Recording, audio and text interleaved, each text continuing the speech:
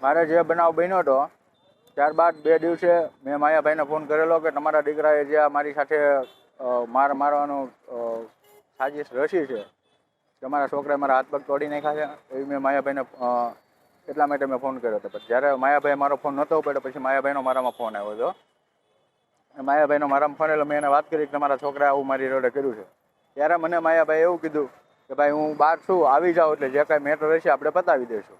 પછી થોડાક દિવસ થયા, આ બધો જે કેસ ચાલ્યો ને બધી તપાસ થઈને બધું થયું એટલે પછી મારા વચ્ચેના મિત્ર છે એમને 2-3 મિત્ર મારા એમને કીધું ભાઈ નવનીતભાઈને તમે કહો જે કાંઈ મેટર બની શાંત પાડી દે, જે કાંઈ હશે એ આપણે બેસીને સમાધાન કરી નાખશું. એવા મારામાં 2-3 જણાના આ રીતે મને ફોન આવેલા મારા મિત્રોના કે જેને માયાભાઈએ ફોન કર્યા હોય કે ભાઈ નવનીતભાઈને તમે કહો સમાધાનમાં બેસી જાય, આવું ન કરે એમ. ના, અન્ય સમાજમાં આવતા હોય પણ ટૂંકમાં મારી સુધી કોઈ હજુ, કારણ કે મેં પહેલેથી જ મારા સમાજને કીધેલું છે કે ભાઈ સમાધાન બાબતે મારી પાસે કોઈ આવવું નહીં, મારે ક્યારેય સમાધાન કરવું નથી.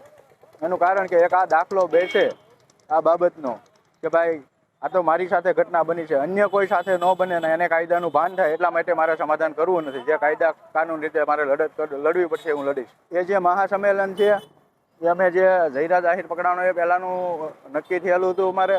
હવે અમે એ સ્વાગત વિધિ માટે એ કાર્યક્રમ ડાયવર્ટ કરવાના છીએ. કોઈ સરકાર વિરુદ્ધ અમે કોઈ એવા ભાષણો કે કોઈ ઉશ્કેરણીજનક કોઈ ટીકા ટિપ્પણી કરવાના નથી. અને અમે ફક્ત અને ફક્ત અમારા આગેવાનો સરકારશ્રીનો આભાર માનવા માટે અમે આયોજન રાખેલું છે.